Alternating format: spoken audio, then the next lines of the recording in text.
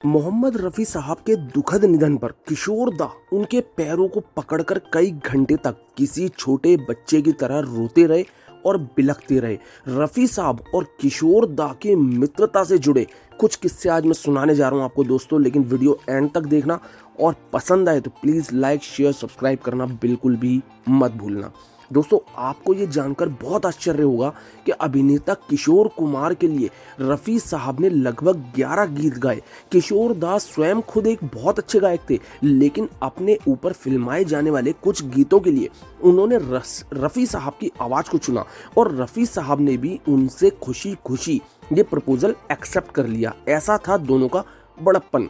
किशोर दा ने रफ़ी साहब से एक बार कहा कि मेरी हार्दिक इच्छा है कि आप मेरे संगीत निर्देशन में गाएं।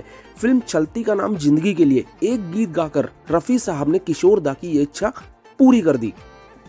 और तो और दोस्तों, ये कहकर पैसे भी नहीं लिए कि मैं अपने छोटे भाई से पैसे नहीं लूंगा। रफ़ी साहब की जुबानी सलामत रहे दोस्ताना हमारा, यही कहना था रफ़ी साहब का। अपने अंतिम इंटरव्यू में गायक किशोर कुमार के बारे में सुनिए रफ़ी साहब की ही जुबानी की उन्होंने क्या कहा। किशोर कुमार को मैं दादा कहता हूँ। किशोर दा कहने पर पहले उन्हें ऐतराज भी हुआ करता था और उन्होंने मुझसे कहा भी कि उन्हें किशोर दा नहीं सिर्फ किशोर कहा करूँ।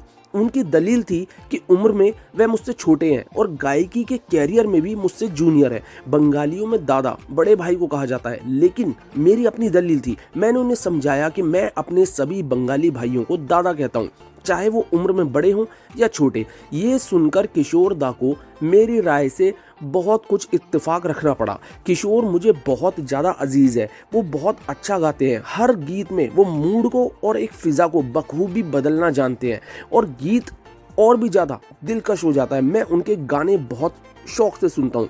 किशोर दा और रफ़ी साहब दोनों ही एक दूसरे का बहुत ही सम्मान करते थे। यहाँ तक कि अपने कुछ इंटरव्यू में किशोर दा ने रफ़ी साहब को गायकी में अपना गुरु तक बताया है।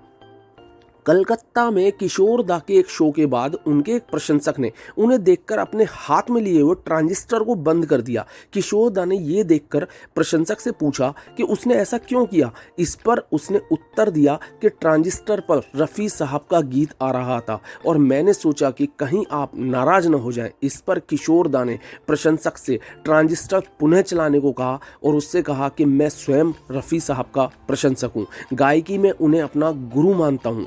कई गीत जिन्हें मैंने गाने में बहुत ज़्यादा कठिनाई महसूस की, उसे रफ़ी साहब ने बड़ी ही आसानी से रिकॉर्ड करवा दिया। मैं जिस गीत को केवल 2 या 3 तरह से गा सकता हूँ, उसे रफ़ी साहब 100 तरह से गाना गा सकते हैं। रफ़ी साहब की बहुत इज्जत करते थे किशोर दा। रफ़ी साहब भी उनको अपना दोस्त मानते थे। तभी तो सन 1975 और 77 की इमरजेंसी के वक्त तानाशाही के चलते तत्कालीन सूचना एवं प्रसारण मंत्री विद्याचरण शुक्ल ने किशोर दा को आकाशवाणी पर बैन किया था, तो रफ़ी साहब स्वयं दिल्ली गए थे बैन हटवाने के लिए। ऐसा था दोनों का दोस्ताना। 1975 में एक विवाद के चलते किशोर दा के गीत रेडियो और टीवी पर प्रसारित होने बंद हो गए, लेकिन कुछ ही समय बाद वो फिर से प्रसारित होने लगे।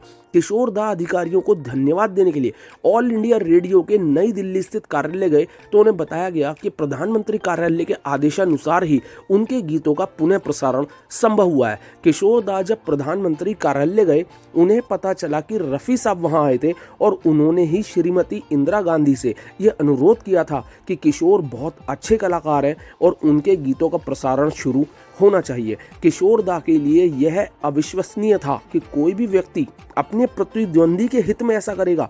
वापस बंबई आकर जब वे रफ़ी साहब से मिले, तो रफ़ी साहब ने इस घटना की पुष्टि तो की, लेकिन किशोर दा को यह कसम दी कि उनके जीते जी वो ये घटना किसी को भी नहीं बताएंगे। रफ़ी साहब के निधन पर किशोर दा ने रफ़ी साहब के पैरों को पकड़कर रोते हुए ये घटना बयान की। आज उनकी कसम पूरी हो गई है, इसलिए मैं ये बात बता रहा हूँ। दोस्तों, ऐसा था किशोर दा और रफ़ी साहब का दोस्ताना।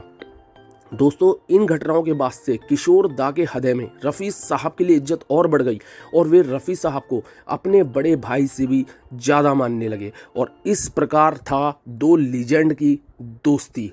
तो दोस्तों, अगर आपको कुछ भी अच्छा लगा हो तो प्लीज़ लाइक शेयर सब्सक्राइब करना बिल्कुल मत भूलिएगा। ऐसी ही फिर कोई और नॉलेज लेकर बहुत जल्द आऊँगा आपके सामने। Thank you so much.